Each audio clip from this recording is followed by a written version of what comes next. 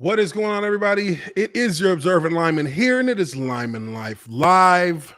I am your observant lineman, Uche Waneri, and I got my boy Justin Blalock back in the house with me. What's going on, brother? Doing well, man. Thanks for having me again.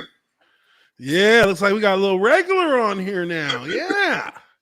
There we go. I can dig that. No, man, but I appreciate you being on. As you guys know, we're going to be talking sports. We're going to be reviewing week 3 in the NFL, talking about some of the games that took place over that, some of the crazy games that took place over the weekend. Obviously, a lot to talk about there. We've also got some headlines that we'll catch up on as well. We'll start off with those. One headline that is really kind of not too much of a surprise to anybody, but we've kind of seen this story. We've heard this song before. Josh Gordon, Flash, the receiver that was on the brink of absolute stardom in the NFL before his tragic fall, some could say, is being reinstated by the NFL. He's being reinstated, and Adam Schefter is reporting that former All-Pro wide receiver Josh Gordon, who's being reinstated, is planning to sign with the Kansas City Chiefs. Sources tell ESPN. His agents, Eric Doan and Matt Leist from LA Sports Entertainment, confirmed Gordon is headed to Kansas City. Man. So I believe this is like the fourth or the fifth. No, I'm just playing. It's like the third time he's been kicked out and then reinstated, right? Something like that. I mean, this is the land of second chances, and third and fourth. Land of second chances. So on and so forth. Yeah, I mean, it's kind of funny because the first response you see here from Scooter Magruder, bruh. They say they're giving him 5 games tops before hammy injury, suspended, cut. Wow. Damn. And look, I hope he's able to do this without any more setbacks. I mean, the dude has been a kind of wasted talent to a certain extent, just because this guy, before he got given that first suspension, he was absolutely on top of the NFL world, and as a wide receiver, he was the top, pretty much the best receiver in the NFL. Yep. And Cleveland maybe has a faster ascension if he's not suspended, and he's probably one of the highest paid players in the NFL right now.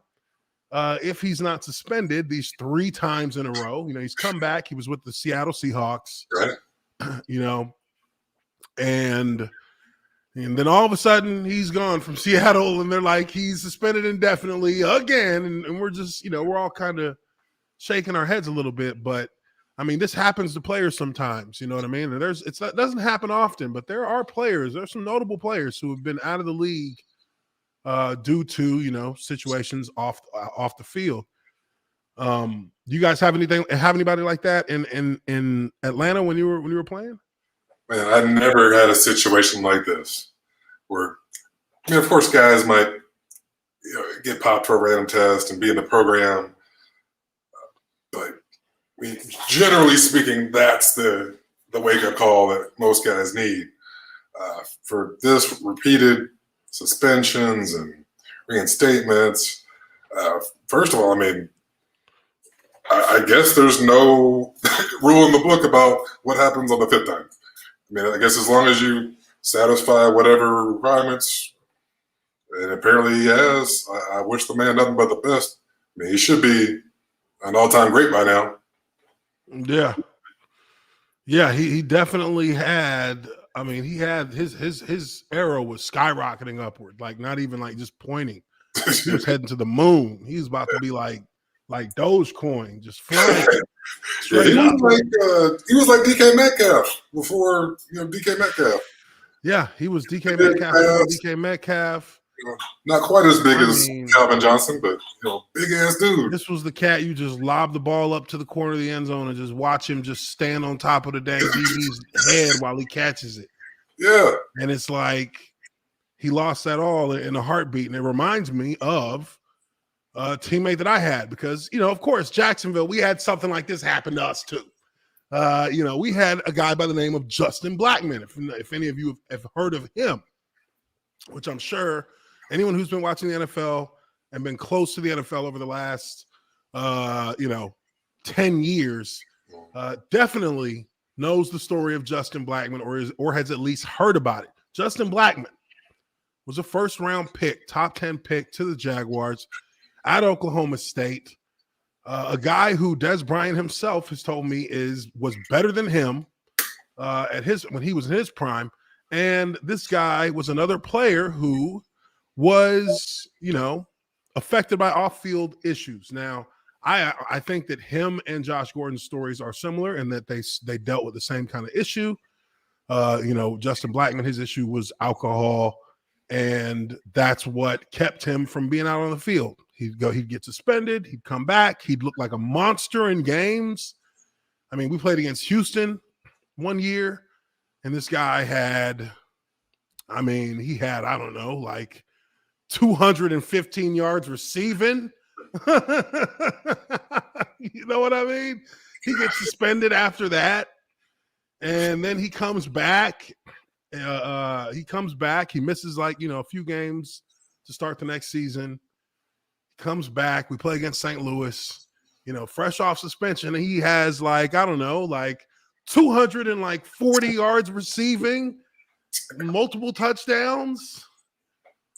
And we're just like, yes. And then the very next week we go to Denver and he has double covered the entire game. And he has 215 yards receiving, double covered the entire game.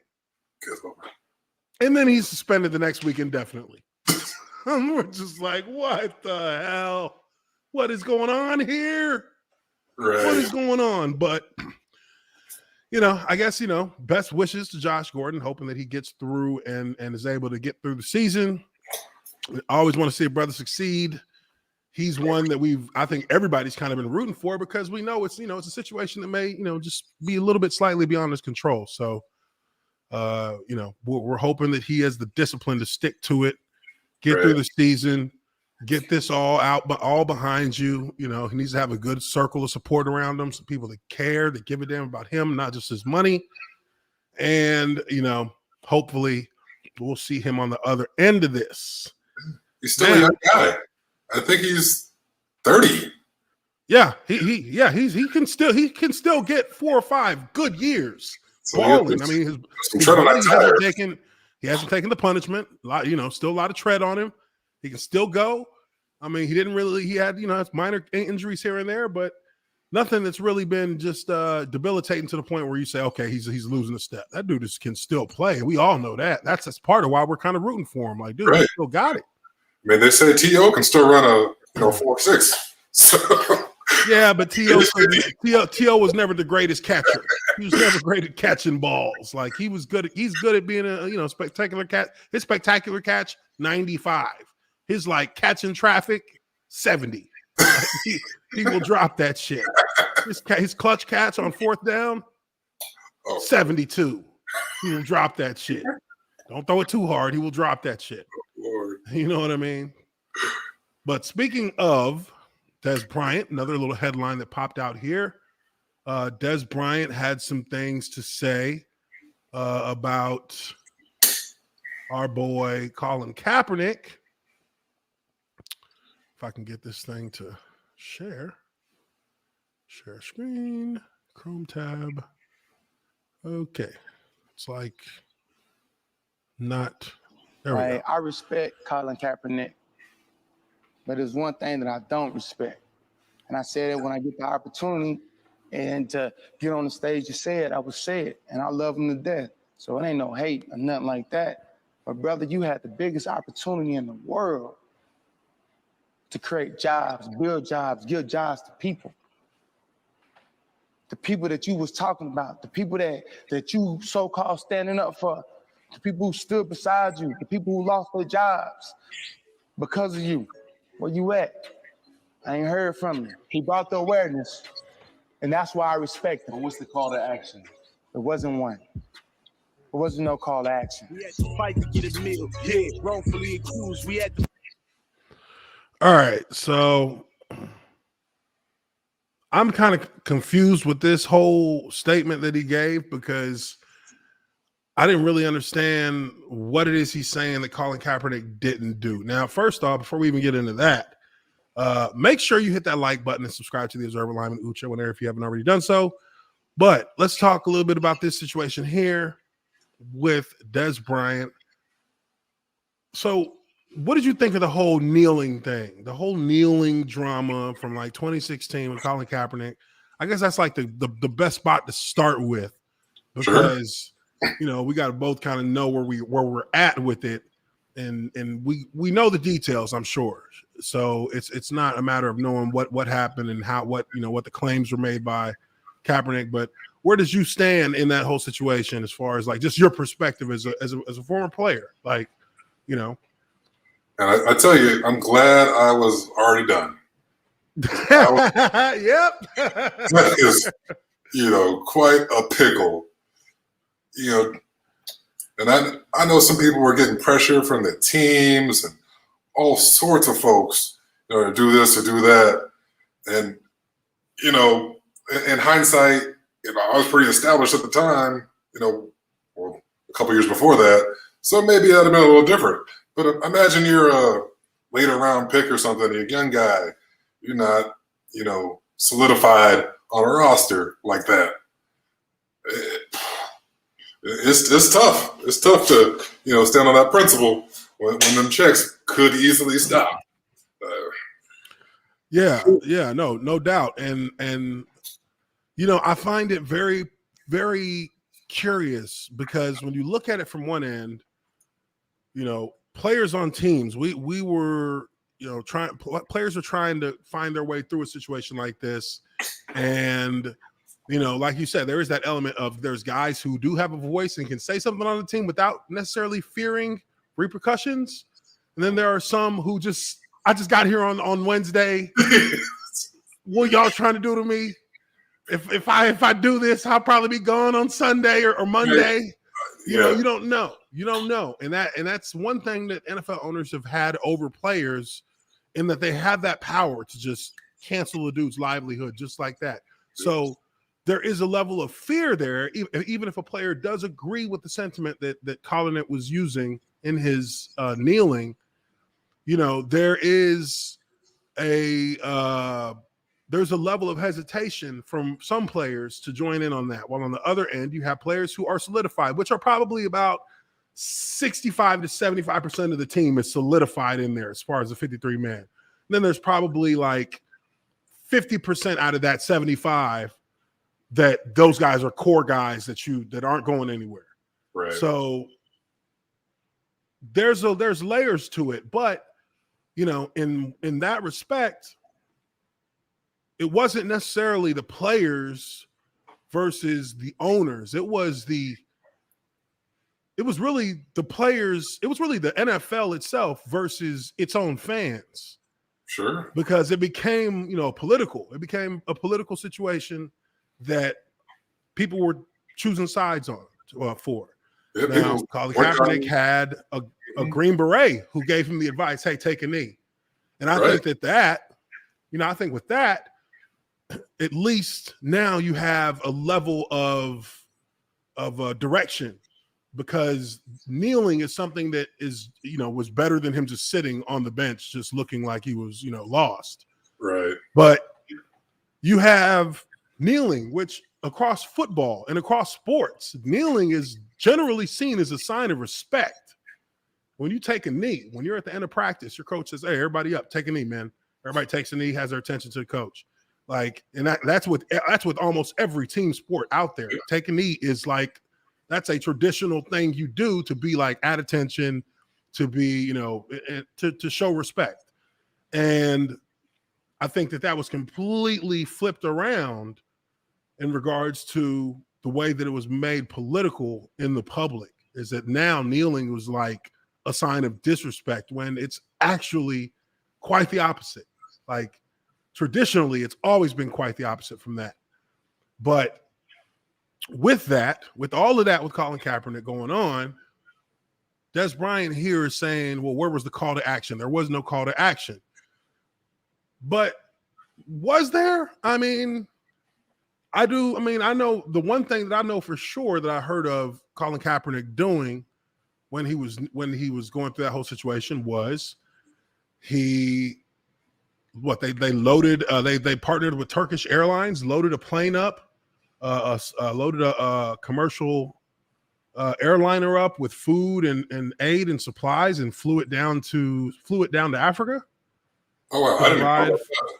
Yeah, like they did that. Like he did that. That was something he did in the aftermath of all of this, is sort of, I guess, an activist move to make. Like he used his own money. He used $1 million of his own money. He put up $1 million of his own money for that project.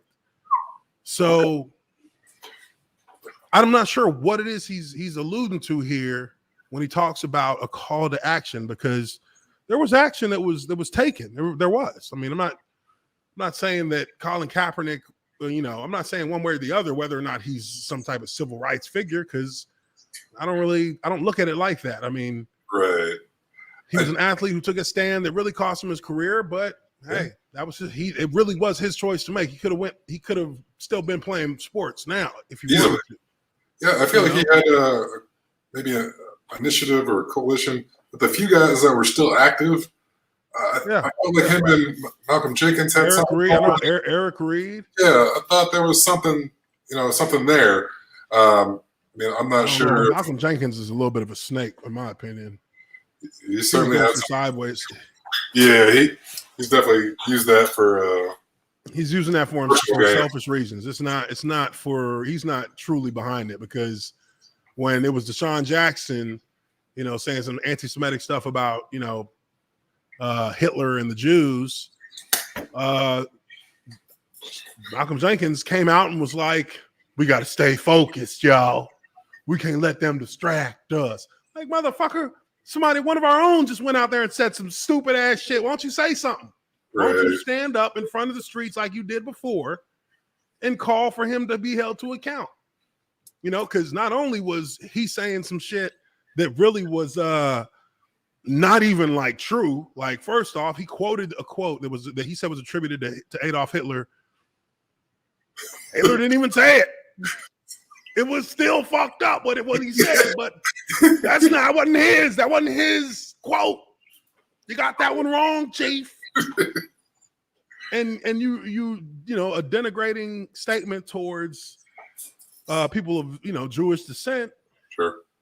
And he, without even having the self-awareness that to understand that the owner of your football team that you're on is actually a Jewish guy who was doing a documentary on the Holocaust at the time.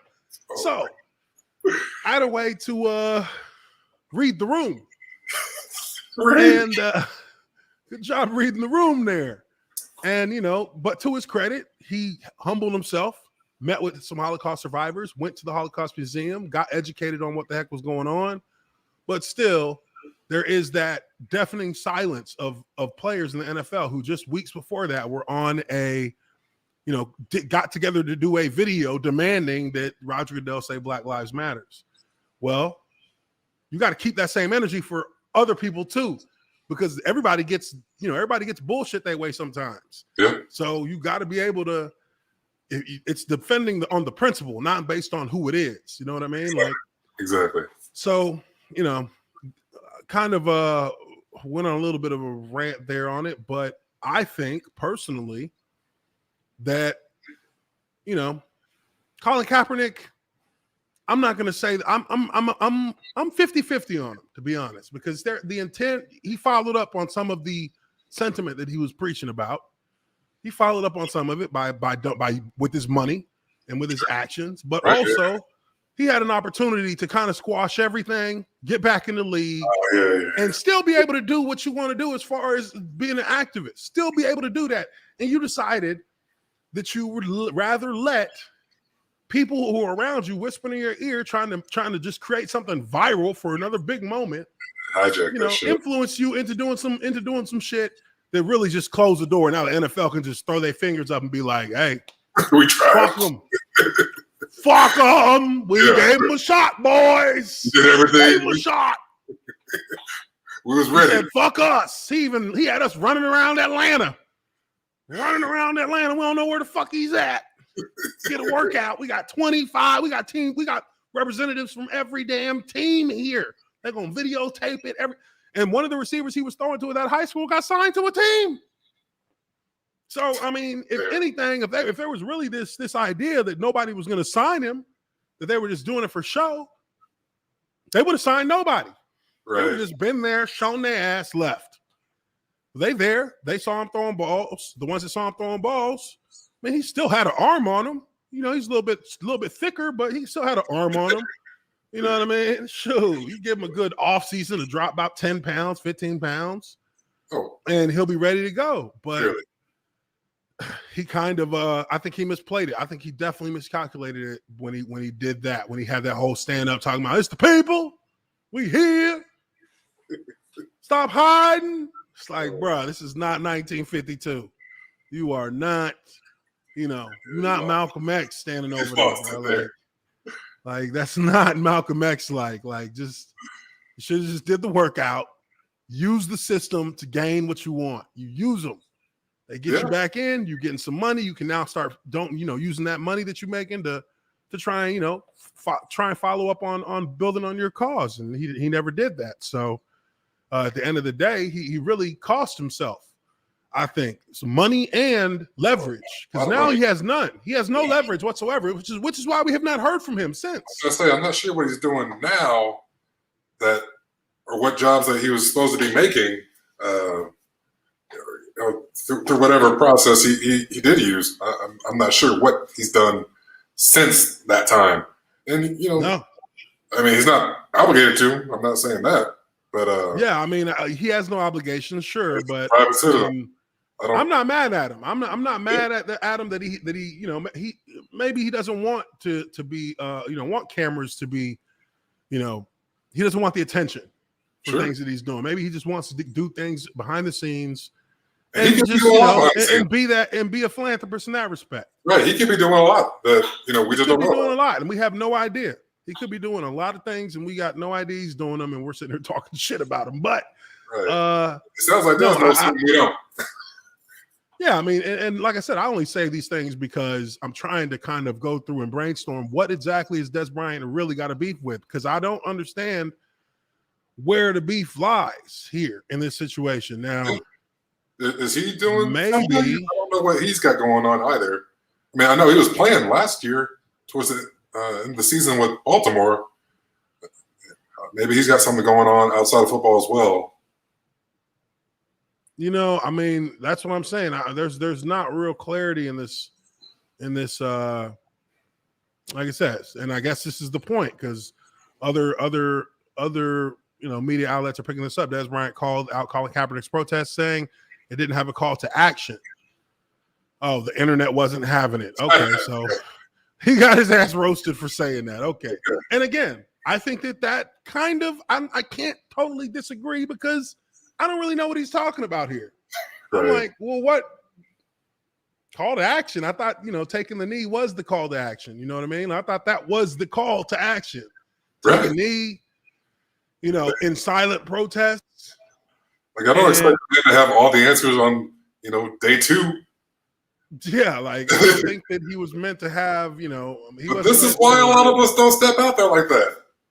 Because this is kind of backlash, and people, don't want to deal with that. Yeah, that call to action is usually, it's risky to do things like that. Especially. I was just getting the ball rolling. I expected some of y'all to come up with that shit. Yeah, I would have, hey, you know what, man? Because look, at the end of the day, this was smarter people. You had like 10 NFL superstars get on the video and tell Roger Goodell what to do when he did it.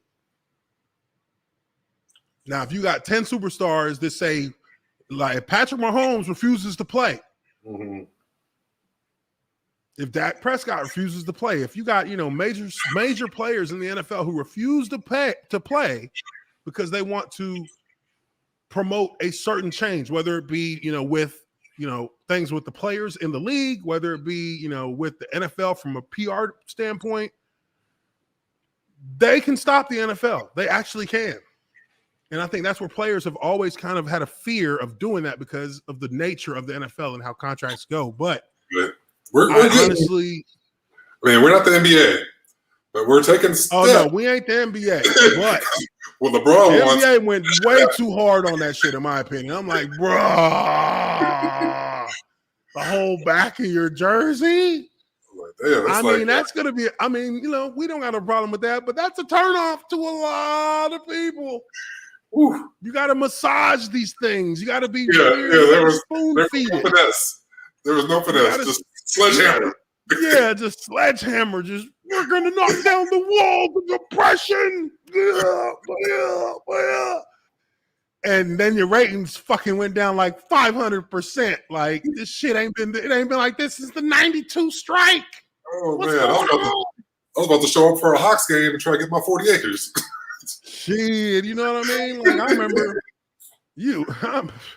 remember when I was seeing them reports on their ratings, just like, why is the NBA about to like refinance a loan for some bread? Like they getting hit that hard? Like what's going on? And I don't know if they were refinancing a loan, but it was something about money that they were trying to do because of the whole the bubble situation. And the fact that it was no fans, and they had all the extra with obviously the political statements and stuff, which did turn people off. Like there's no denying that. But that's the cost of doing business sometimes. If you want to promote something, you got to be willing to take some L's from that, because not everybody's gonna like that shit. NFL is a little bit more. NFL understands how to finesse a little more. They just you got to put something on the back of your helmet. And then we put some shit in the end zone, at the back of the end zone, and we kind of zoomed in the cameras a little bit, so you only saw a little bit of it when we panned across. Of course, we got some black singers to sing the national anthem for us, for the rest of the season. Yeah. And we had the old let the people's voice, whatever that song is called, the Black National Anthem, that I had no clue even fucking existed, to be honest. But hey, it's here now. We're only going to do it once, though, before the first game, and then it's done. We're not doing it again. Oh, shit. The NFL, they said we're going to finesse it some. Wow. And we're not going to just slap it up in people's faces. Because, look, the stuff at the back of the end zone is going to be there. But people, they can complain about that. But, look, is that really affecting you watching the game? It's not like they got it plastered in the middle of the field. It's not like it's like sitting on the borders of the sidelines like the NBA's were. Just sitting there, Black Lives Matter. Black Lives Matter. Like, you can't avoid it. If the NHL can sing "Oh Canada" before, well, half the teams are up there. They sing that because half their damn teams are in Canada. They got to legally. But, we got to. We have half the NFL black, maybe at least. That's a good point.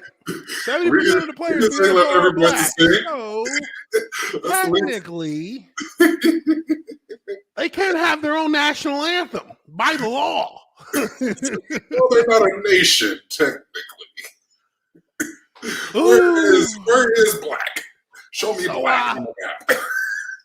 So yeah, we'll think about it. No, you'll do it.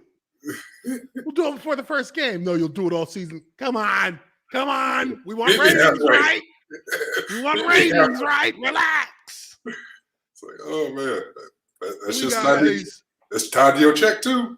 Mm-hmm. We got a 1999 super chat from Mexican Iron Man. Mexican Iron Man, what's up, brother? He says, as a lifelong 49ers fan and former season ticket holder, was there when Cap Smack showed up, clean cut, full of potential, and watched him flip to loser, excuse-making, Afro-wearing hypocrite. Yeah, I said it. I was there. Well, you know what? Mexican Iron Man, why don't you explain a little bit, explain more. Maybe you know more since you were there. You can explain a little bit more about how the situation made him hypocritical. I mean,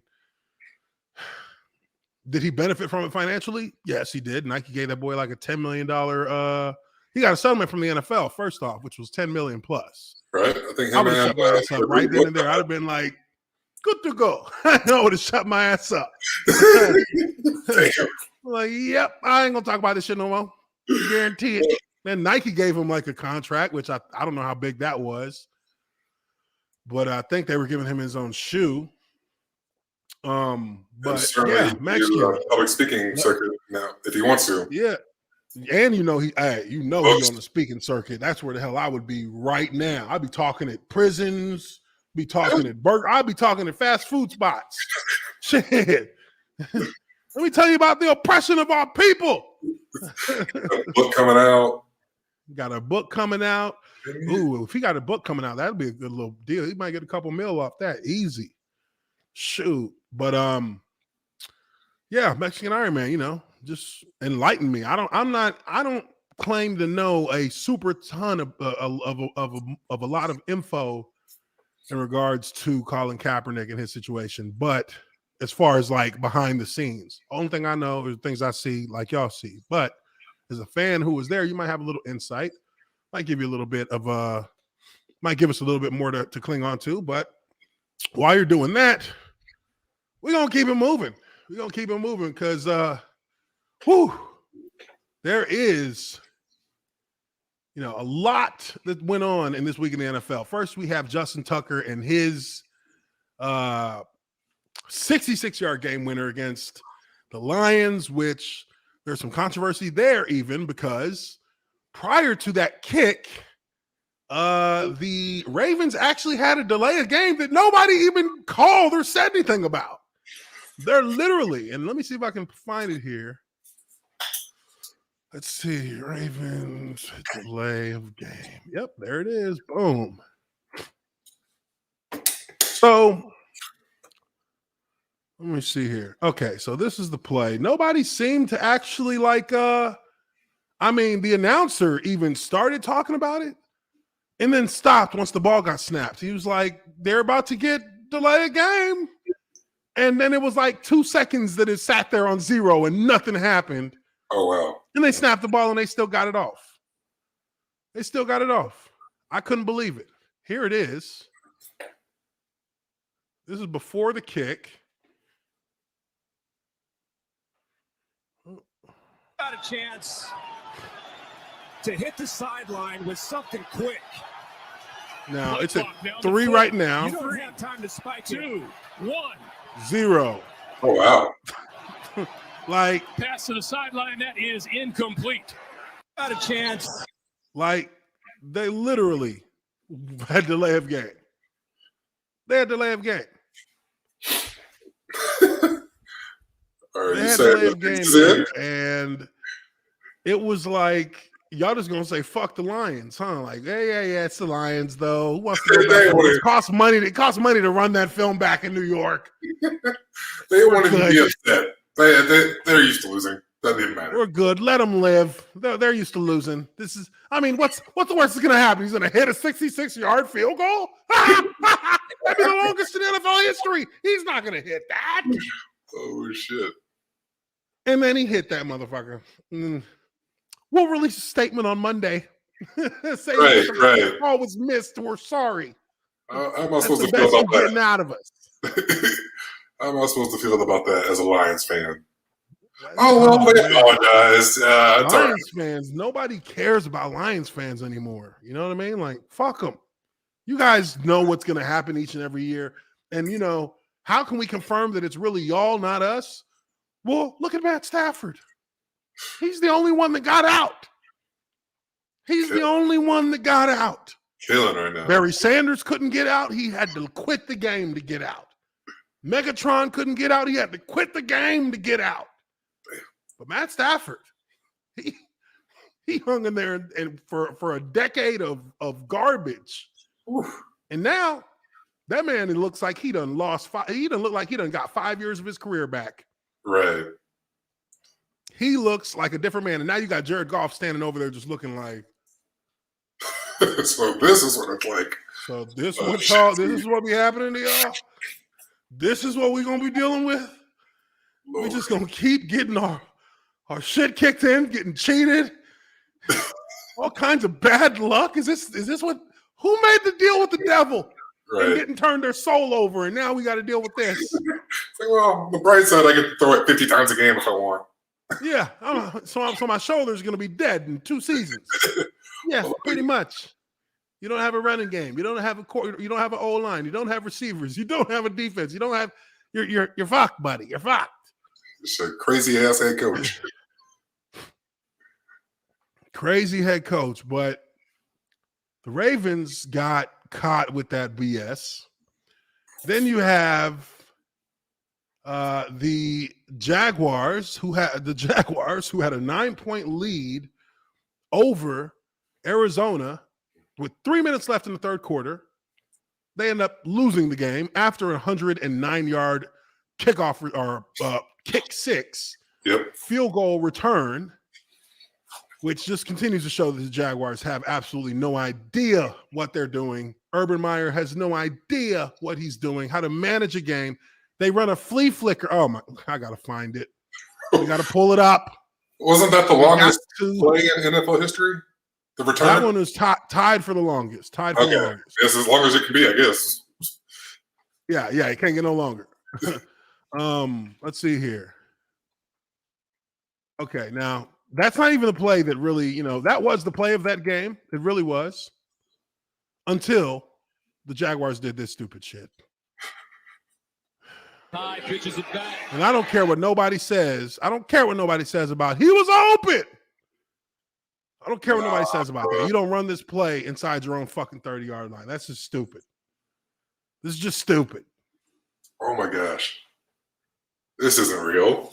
Look at where you are. You're at the 25-yard line. This is not real. I don't care if they're open. I don't care. It doesn't matter if they're open. He's not going to get it there.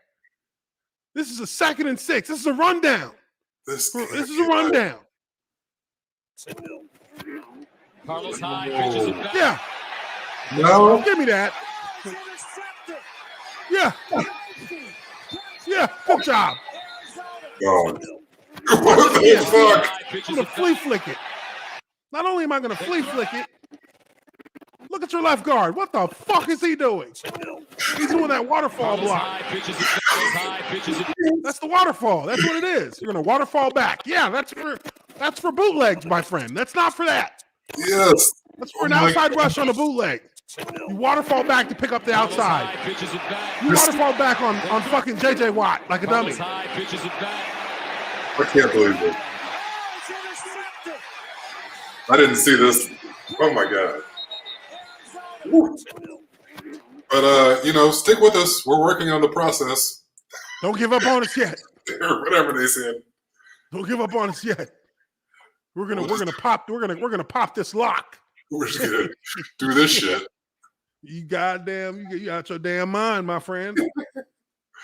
You out your damn mind, Urban. Y'all ain't popping shit. I'm not sure that would have worked at Clemson. Ooh.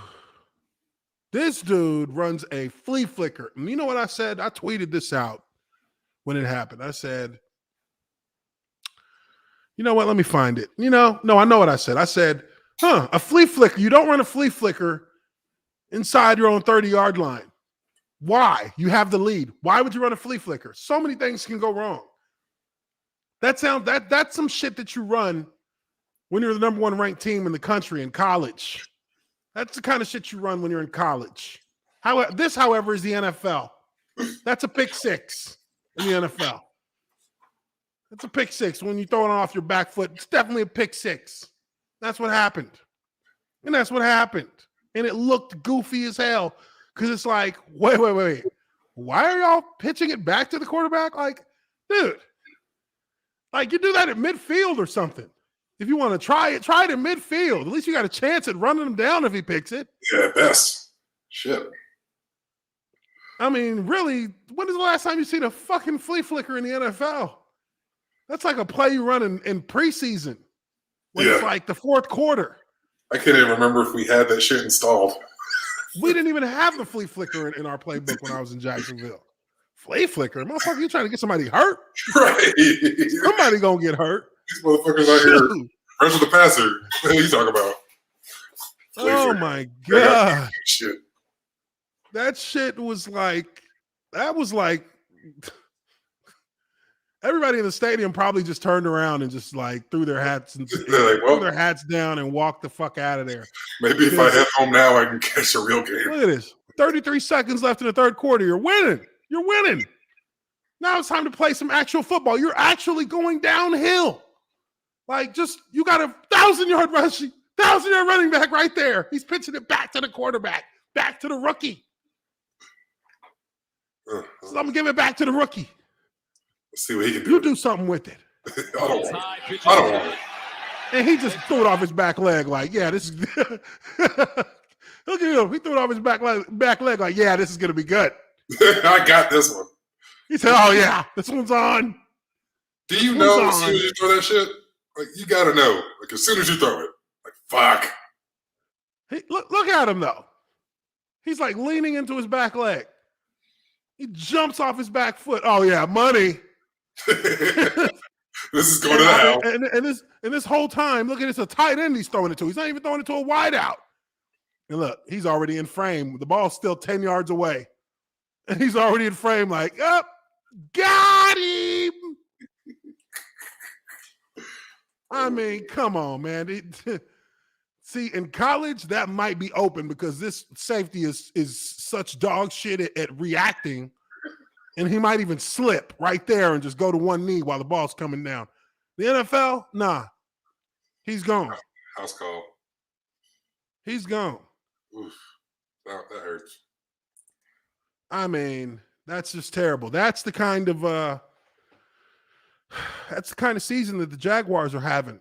And what's worse is you got to go right back out there on offense. Oh, and they got to go right. Oh, yeah, you got to go right back out. They're going to like, what the fuck are we out here doing, man? Get return, KOR. You got to get right back. Just get you a sip of water. Take a knee by the TV guy with the mittens on, and just wait to go back in. Don't even talk to a coach. Don't even ask me what the fuck happened on that play. I don't know. You tell me what happened. Ran it back. you called it. You called it. Called it, motherfucker. I know one thing. You better run the ball this next series. You know what I mean? Out here doing all this. Hell, you call the flea flicker when we should just be running the ball down their fucking throats to get this win, to get this upset. You said, no. We're going to do a flea flicker. I promise you. It's going to work. Never see it coming. They're never going to see this coming. Flea flicker. Because we can throw and run the ball. Best of both worlds. Our quarterback hasn't already thrown 6 interceptions on the season. So that's just ridiculousness. Now, one thing that's been that has actually been hurting teams a lot so far this season has been injuries. You know, a lot of teams have lost guys that have been injured. Baltimore Ravens, I can think of as one of them. A lot of injured players on that team. The Colts just lost Quentin. What's his name? Quentin Nelson. Quentin Nelson. They just lost him. He went down again. Yeah, he got rolled up by the pile. Oh shit! I know he rolled up by the pile. Did some time in camp or right before. Yeah. Damn, my guy got rolled up by the pile in the game, and he's out now. But sometimes guys are put out of games for very different reasons. And our next guy here, I think I know where this is going. It don't get no better than this for the Cowboys. Cowboys Lyle Collins attempted to bribe NFL drug test collector. The audacity. Dallas Cowboys right tackle Lyle Collins was suspended after trying to bribe the league's drug test collector, sources told ESPN. Players cannot be suspended for positive marijuana tests under NFL's collective bargaining agreement, but Collins' issue was multiple missed tests and trying to bribe the test collector. The NFL initially was preparing to suspend Collins for 5 games for his actions, but the NFLPA, aware of the intended 5-game suspension, helped negotiate a reduction to what would have been a 2-game ban. Collins, however, appealed the suspension, and the appeal was heard by an arbiter appointed jointly by the NFL and NFLPA. The arbiter not only rejected Collins' appeal, but also ruled that based on the evidence, the suspension should be increased back to the original 5 games. Wow. Collins' lawyer is attempting an appeal of the arbiter's decision. He said, wait, we just want 2 games. Just give us 2. Oh, y'all about to fuck around, get the whole 17. They about to give you 12. Or yeah, whatever's left. God damn. League sources believe the suspension, which was announced September 10th, will not be reduced. Both the NFL and NFLPA declined to comment this weekend when contacted by ESPN. Collins served the first game of his suspension in last Sunday's victory over the Los Angeles Chargers and will also miss Monday night's matchup against his rival Philadelphia Eagles. He believed he had legitimate reasons for missing 7. Oh, my God. 7? He believed he had legitimate reasons for missing 7 drug tests. Holy shit. So I'm not sure I took 7 the whole time I was in the league. Well, I guess every game. You take 1 a year, right? Yeah, I take that one every year. That was it. So I took 8. This motherfucker missed 7 drug tests. Come on, dog. One of which was scheduled for the day that the Cowboys strength and conditioning coach Marcus Paul died in November. Collins missed another drug test the day of his uncle's funeral. Okay, so you got 2. Okay. But you still missed 5 on some bullshit. You still missed 5 more. Or, well, who knows? 1, 2, 3, 4, 5. He might have had some other folks. So you're going to get a game for each one. Now, it's funny because, and they actually allude to this here in the article, Collins is not the first NFL player to attempt to circumvent the league's drug test policy. In 2013, NFL suspended Denver Broncos star Von Miller 6 games after he was caught attempting to corrupt the drug test program with the help of a urine collector. He had one of those Wizenators wrapped around his leg. If his suspension is not reduced or overturned, Collins will be eligible to return October 18th, the day the Cowboys play New England Patriots. Now, you know what's funny about this to me is that when you look at this situation, you got to know that this isn't the first time this shit has happened. You got to know. Like they said, Von Miller, he had a situation. And I actually got information on how that actually played out from a collector. Because at that time, I had been in the drug program before for marijuana. Okay. And I had the dude's number. I hit him up like, hey, what's going on with this Von Miller thing? And he called me up and was like, bruh. You really want to know what's been going on around here? And so he told me the whole story about this shit. Now, Von Miller's situation was not that he was caught corrupting a urine test. Von Miller's situation was that while he was supposed to be taking a piss test, in which all of the steps of the urine collection process are recorded and data logged and yada yada yada. He was supposed to be in Miami taking this urine test. Well, at the same time that he was actually taking the urine test in Miami, he was also seen in pictures in Los Angeles at the ESPY Awards. So on the same day of the ESPY Awards, at the same time of his urine test, he was also in Los Angeles at the ESPY Awards, which he's fast. As we all know, is not possible if you're not the Flash. I know he's fast, but come on. He's fast, but he's not that fast. Going 3 hours back, so it wouldn't even have technically have been the same time. You'd have been 3 hours back in LA, and you were taking the urine test at that same moment across the country on the East Coast in Miami. Now, the guy who ended up doing that, word is, he was being paid by a lot of players to do that. A lot of players were paying him money, and he would sign their names, and he would do all the collection data, and he would provide his own, provide urine for it. And it was, all being done. He was probably, dude was probably getting laced up. He should have been getting laced up. Yeah, you could be a rich man. Should have been getting laced up. I would have been making $50,000 a month if I was him. You could easily be a very rich man. Because he wasn't just doing Von Miller. He was doing a number of players. A lot of players were going who were stinky rich. Exactly. He was getting paid by a lot of guys who were in Miami. He was getting paid by the players from Miami Dolphins, players from Miami Marlins, all these different Florida, Miami area teams, and any players who were coming in the offseason like Von Miller was, they were paying this guy. They were paying him, which, hey. He's probably mad. He's probably mad to figure that shit out too. Hey, everybody. Hey, look, they're not paying those guys enough to not take a bribe. I can tell you that. That's why I'm kind of surprised this is even news, because the dude who was the collector was a snitch. Because look, bro, you're only getting paid $70 a test. $70. And you got to drive across the state.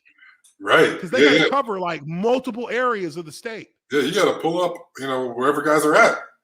They got to pull up. They got to wait 4 hours. Dude can, like, if you got an asshole, he'll just be like, yeah, okay, I'll be ready. And he won't show up till 10 minutes left on his clock, which you got 4 hours. I think now it's 2.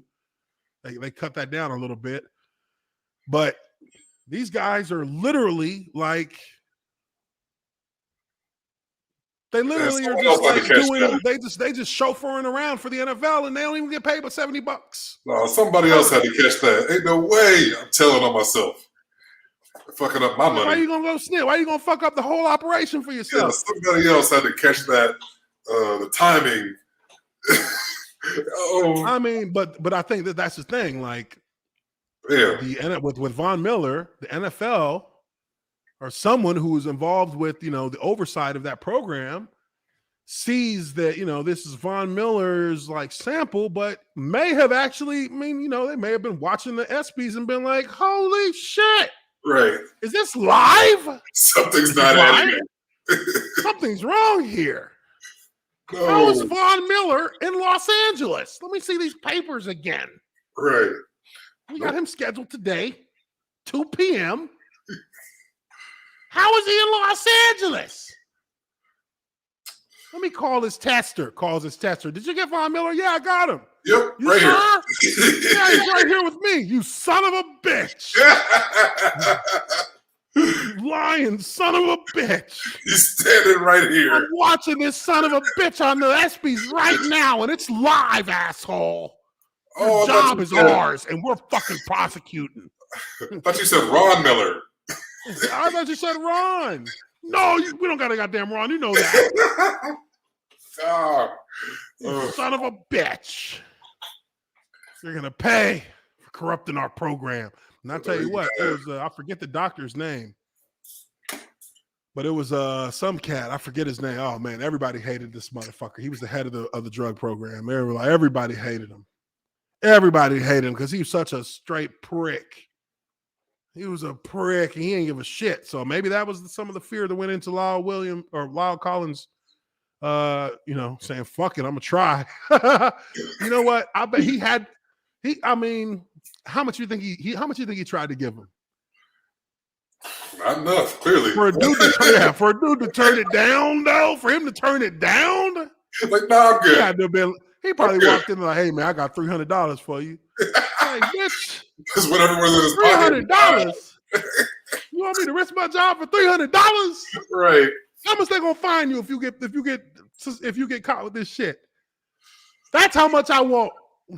Exactly. You try to give him his pocket money. You're trying to insult the man. And that's why he turned you in. He said, you know what? Fuck it. I'm telling. Oh, you don't want to come take it? You don't want to come take the test? Okay, I'm telling. Oh, yeah. Yeah, not a good look. Crazy. Hey, I ain't mad at him. Hey, you just got the wrong guy. Another guy might have took that bread. Right. Like, yeah, you good. Someone else clearly would have done it. You know what I mean? He was scared he would fail. He probably had weed in the system. And if he fails, even though they're not going to suspend you, they're not going to fine you, they're going to put you in the drug program. And that shit is not cool. I was in the drug program. These motherfuckers will test you 5 times a month at random. I was going to say, what's it once a week or something? They can if they want to. They can do once a week, but one of those weeks you're going to get it twice. Oh, okay. It's random, so you never know unless you know your piss tester and are cool with them. And he tells you when you're going to get your test, and you can schedule with him when you want to get your tests. Then it makes it a real annoyance. You can't do that. It makes it really annoying. Let's try side. Yeah. Oh, dude, the first year, I was just like, oh my God, I'm going to fucking kill myself. Every time I leave this city, I got to call you motherfuckers. Tell you where I'm going. And they'll send somebody anywhere in the country to come test you. anywhere in the country. That's just wild. I think I had somebody come to like Vegas once or something. I mean, that's pretty normal shit. Somebody came. I went to the Super Bowl when it was in Phoenix. That was 2007, my rookie year. I went to that was I'm sorry, not the Phoenix, the Tampa, I believe it was. And I had a piss tester come and get me there. Like as I'm walking into the hotel, I got a chick on my arm. I'm like, yo, what do you want? Wild out, B. Yes, Uchi. I'm like, motherfucker, Uchi. It's like, yeah. Wrong guy. That ain't Rick me. Stevenson, I'm with the NFL. We're gonna have to collect some urine. I'm like, God damn. Y'all good? I mean, come on, you see I'm right. Yeah, just be a minute. Just be a minute. I'm like, fuck. All right. I wonder if there's anywhere surely they have people in every NFL city, probably every major city. Everywhere, bro. Every what if I just say I'm in Wyoming? Yeah, they get somebody in Wyoming, they get somebody in Dakota. I mean, motherfucker, I'm in the mountains hunting bears. Oh, we'll be at the edge of the tall trees once you get done. just hang a left when you see the first grizzly. I've actually hunted elk here for years. So yeah, we got you. Damn. Fuck. I'm on the moon. You know what I mean? Like, motherfucker, I'm catching a goddamn ride to the moon with Jeff Bezos. I'm out of your jurisdiction. Well, when you land, we'll be at the launch pad. Right. Good. Okay, so a lot of games went on. Green Bay obviously had the big comeback victory over the 49ers. Something about Niners and Green Bay. Those games always kind of flip flop. I remember when San Fran was kind of taking it to them back when they had Kaepernick. Right. And since then, they've just been getting kind of, they had an opportunity to kind of make something happen there, elevate themselves a little bit, give them a good boost. But Green Bay has bounced back nicely since the debacle against the Saints. So, Green Bay had a big one. I think we got the Cowboys and Eagles. Cowboys and Eagles tonight. Which, I mean, I think we all kind of expect the Cowboys to win this one. Also, yeah, I think we do. Yeah, I think we expect that one. The Eagles, yeah, whatever. That's how I feel when I see them, whatever. But kind of bringing this into our last kind of big topic, we go through some of the games that happened, some of the bigger things that happen in games, but mainly, we breezed through the review of week 3.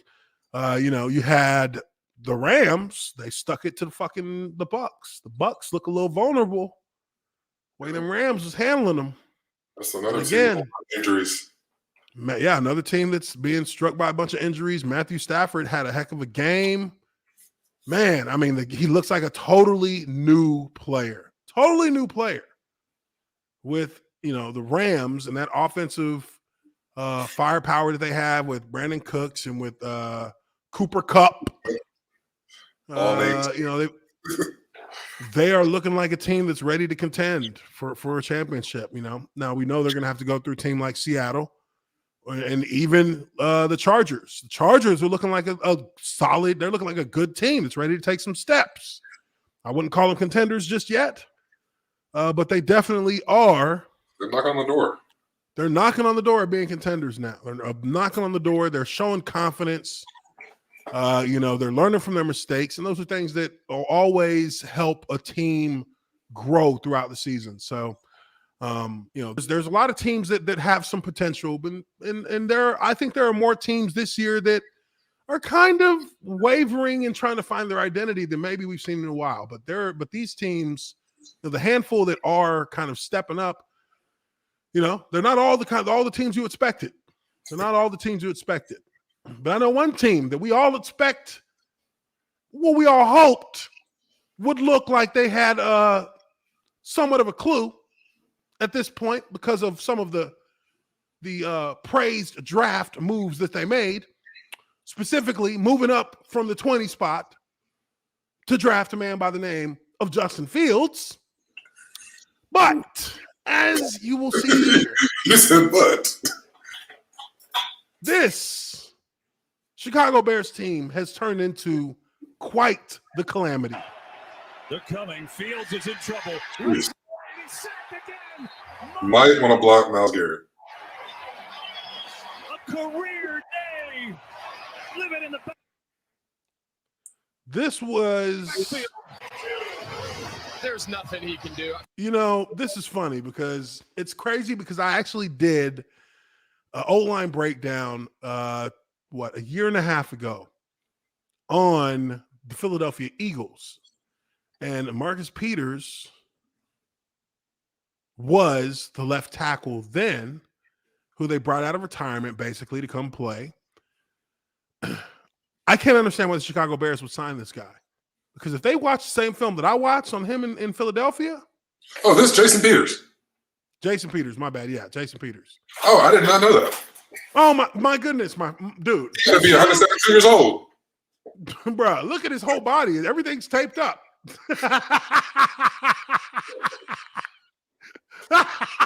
Knee braces, ankles taped, whole hands taped. He got 2 fingers on each hand. That's all he got. No.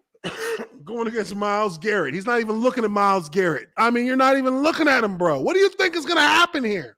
I don't think, does he even know that he's blocking? I don't think he knows he's blocking him. I don't think he knows he's blocking him. Look at him. Are they empty right here? What? I don't understand what's, even if Yes, they they are an empty set. There is nobody to help block for the from the backfield. There's no running back, no tight end chip, no nothing. Peters doesn't. Yeah. He doesn't even know. He's like, oh, that's the worst feeling in the world. Oh, shit. He's blocking him, which means, oh, shit. Oh, shit. Oh. Now, look, we can talk shit about Matt Nagy all we want. I agree with all of it. That game plan or whatever the fuck that was that they were trying to run yesterday was absolute dog shit. It was the most worthless, most completely aloof game plan versus the kind of defense you're playing against. They had no idea what to do in terms of just schematically giving your players the best chance of being in the best position possible. And if I'm not And this right here, this is that Clowney next to him? Motherfucker's fault, huh? Is that Clowney next to him? Yeah, that's Clowney next to him. That's the technique? Dude. Clowney, ain't nobody worried about Clowney at guard. Like shit, I would have True. broke his But shit if up. I got them two next to each other, Then I'm thinking games yeah. immediately. I'm thinking it's going to be a TT or ET or TE or ET, one of them, because Maybe these are he's both over that athletic shit. cats. But Look like he thinks he didn't even know that he had. Like, look at this is why I tell this. When Clowney said that guards were not athletes. Well, this is how I know you're not an athlete, Clowney, because you had a one-on-one. And what did you do? He thinks he has Nothing. Myles Garrett. Yeah, just ran And you're right not into even his going chest. against. You're not even going against a good guard. He's not even like he's that good. He's just average. He's a guy. Yeah, He's a he guy. stood up and gave him his chest. You done got stood up and you done got straight nullified. I don't. Oof. But this shit right here, this is the same shit I seen him do to Carson Wentz. Literally. He sat so vertically on a dude that the dude it was Carlos Dunlap. Carlos Dunlap just fired the angle that he gave him. He sat straight back towards the pocket. And Dunlap just hit him with a long arm and went right by him. And this is exactly how he looked. He pushed him right into the quarterback. You delay Like, damn! him with his speed and how fast he gets off the edge. Now look at this. This is the same shit he did. This is the same thing he did against when he had Carson Wentz at quarterback for the Eagles. It's the same thing. Oh, Lord. He did the jelly set at tackle. He jelly set at tackle. I mean, I want to be devil's advocate because I love Mr. Jason Peters. I mean, Look, one of the all-time greats. he was a beast. He was, no disrespect to him, but I mean, He's not in a position for success right here, though. he's not in a good position And here. it's And I like- think It almost looks like he's dual reading, from Clowney to Garrett. I don't know if if they he's thought jumping back as if he was expecting some kind of movement. like if I they think thought they were in the snap front here too. yeah, if they didn't have enough blockers and they had to basically gap this off if both those backers came, but Yeah, Look, you got 1, 2, 3. You got 4 D linemen. The 2 guys in the middle, that's a snap front. Those are linebackers. Yeah. So I'm thinking he's thinking there's going to be like if they all came. I think he's thinking that the end is going to loop. The end will loop around, and then the D line and the linebackers will come to the B and C gap. I don't know. Yeah, so maybe I don't know. Whatever he was. I just refuse to believe that one of the great left tackles of our time just didn't want to block the end. But you got also he wasn't even looking out there, so I don't even know if he knew that this cat was out of here for a second. Whew. I mean, because he was not look. He did not look at him at any point before the snap. He looking dead ahead. He's looking dead at Clowney. He's looking right at him. He's like, "Oh man, this is going to be a breeze." Oh shit! He thought he was going to sit down and close off that. Oh Lord. Yeah. So this whole situation with our guy, it's not looking good. It's not looking good. What was it? 9 sacks in the game? 9 sacks yesterday. And look, I'm not even going to put that all on the O-line because when an offensive line gives up 9 sacks, it means that they were not prepared to play against this team.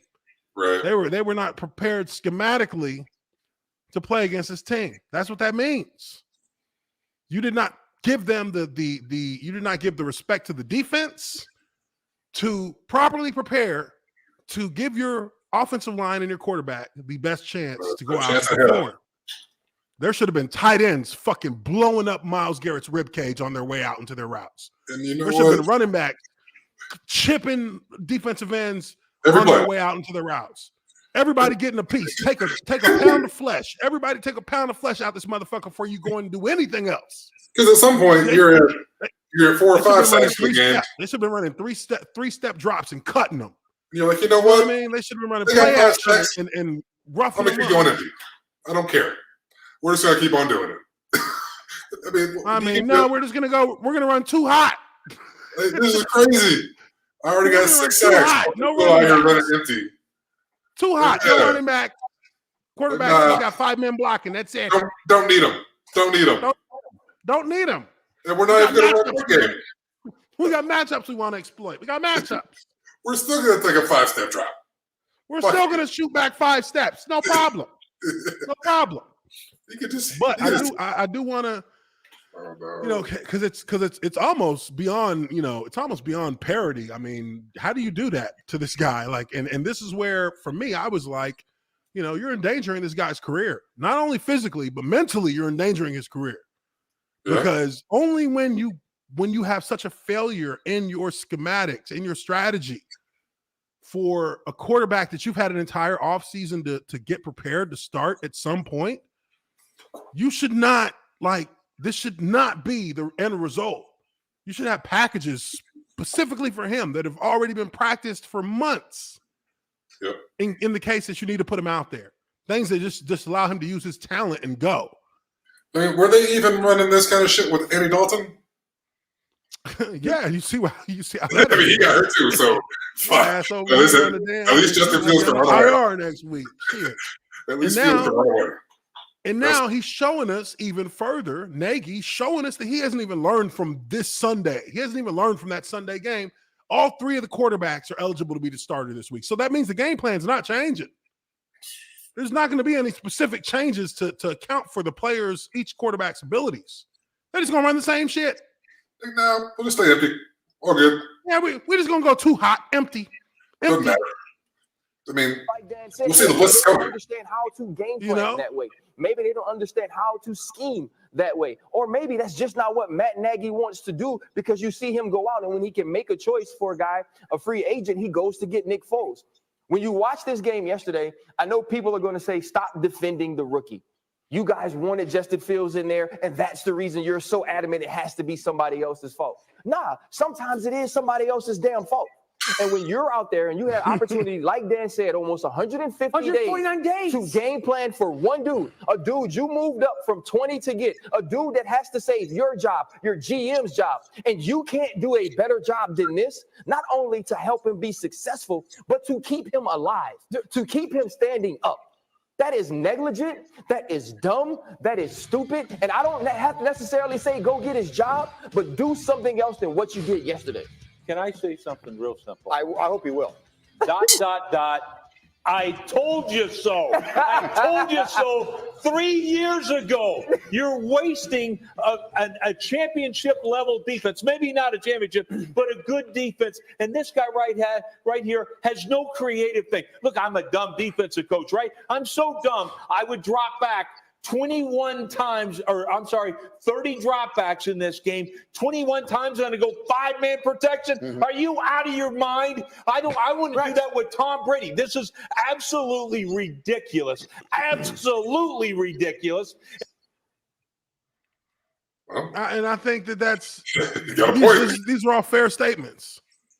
Man's got a point. Fair statements because you see literally from just a purely a strategy standpoint, you're not even like attempting to protect your quarterback. See, he said you can't block with 21 hot protections. 21 hot protections. 21 hot protections. Oh, that's like a whole season for it. Yeah, tell them what that is. Who don't know football jargon like that. Slide protection is the basic pass protection of every NFL offense. Now, slide protection comes in two forms.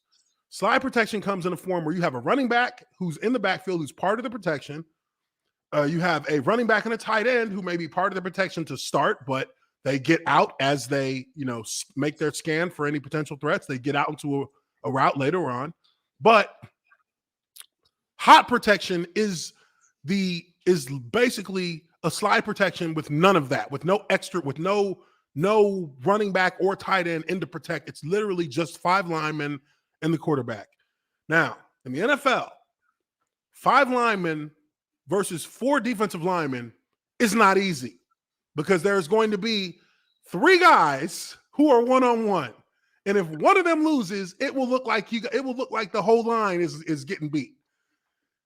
Now, on top of that, in the NFL, defenses, although the majority of time they will rush 4, once they realize that you don't have any backs or tight ends in, and you're going hot protection, which means no 5 linemen blocking, and that's it, they will start sending 5 people and then 6 people because they know you ain't gonna be able to block all that. They will start saying, I need one guy to get home. Only one guy has to win, and it's over. And really, if Myles Garrett doesn't get that sack, the other defensive end was already beat his guy. He was just the first one there. He was just the first one there. So it shows that there's a total lack of self-awareness in that you're not reacting to what you see on the field as a coach. You're not truly aware of how situational, just game time situations have to be played out.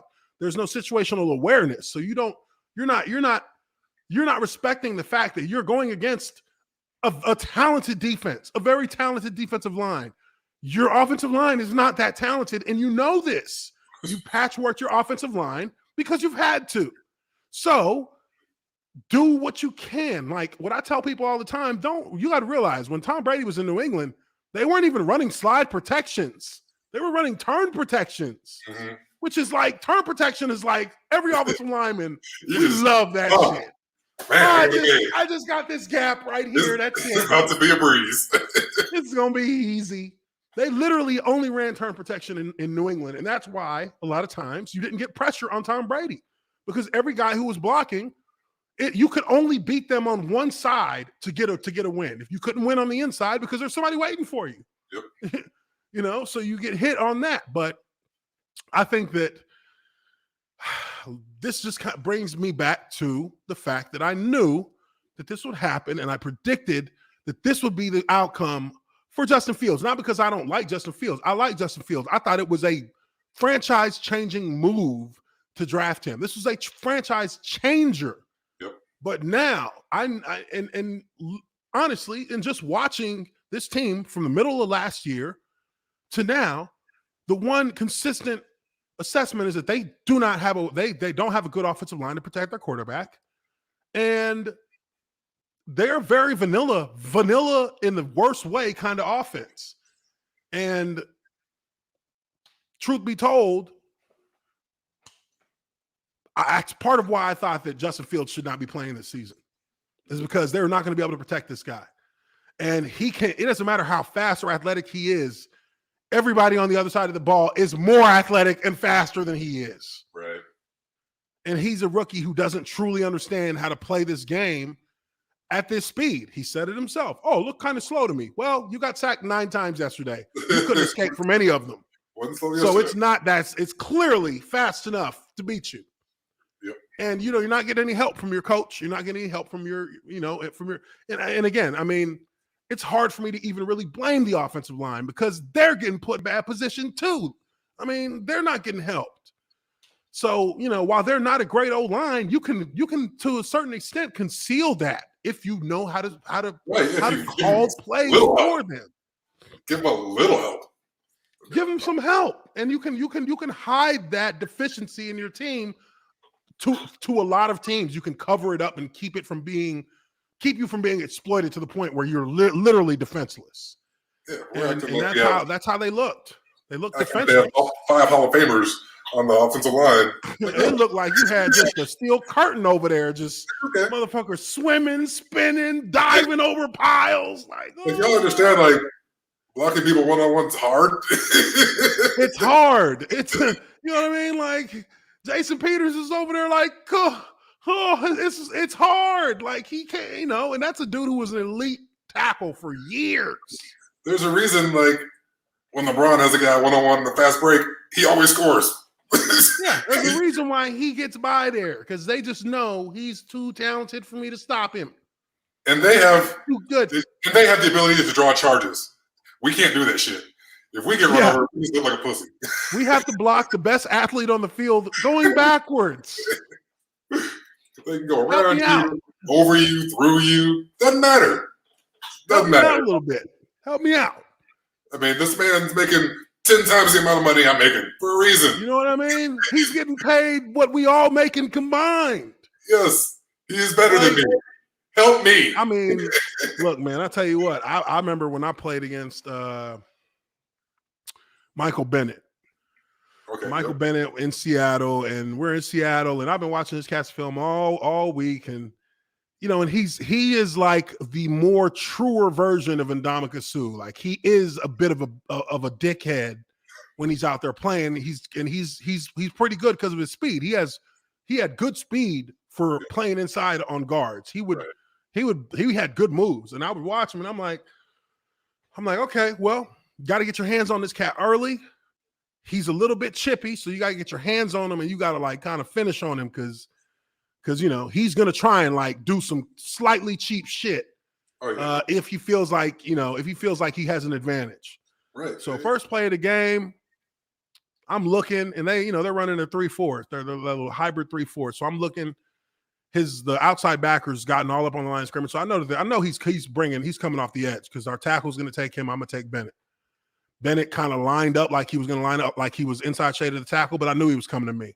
Right. So my whole thing was I'm going to set on not too flat, but keep that 45-degree angle. And I am going to get inside leverage on him with my inside hand, and I'm going to propel him into the defensive end. And I literally, because he tried to get off so fast, like he got like a track stance. I'm like, okay, this is going to be easy because he's going to be trying to explode, but he's not really going to be able to see where he's going until he gets his eyes up. And I hit this dude. I hit him. I had my left hand under his armpit, my right hand under his face mask, placed on his throat. Mm-hmm. And I chucked him into the linebacker who was actually coming who was going to run like a stunt blitz to the inside. They both collapsed to the ground. And I'm kind of standing there looking like, that worked out perfectly. And he punched me in my face and called me a bitch. And I said, oh, okay, bet. I see your ass next play. Got in the huddle, came back next play. He lined up on me. I'm like, hell yeah. 3-step drop. I'm about to cut the shit out this motherfucker. Dude, I set real fast. Like, you know how you do the real fast set to make them like kind of jump? I set real fast. He jumped, and then I just right through his knees. He tried to jump over it. He's all fumble. I can feel his like legs and his hips like hitting the back of my head, like rolling. And he said, "You a bitch, 77." I said, "All right, punch me again. See what I do to you next play, ho." And he just walked off. He didn't say nothing else to me. But anyways, that's gonna be it for this one. I think we covered that pretty good there.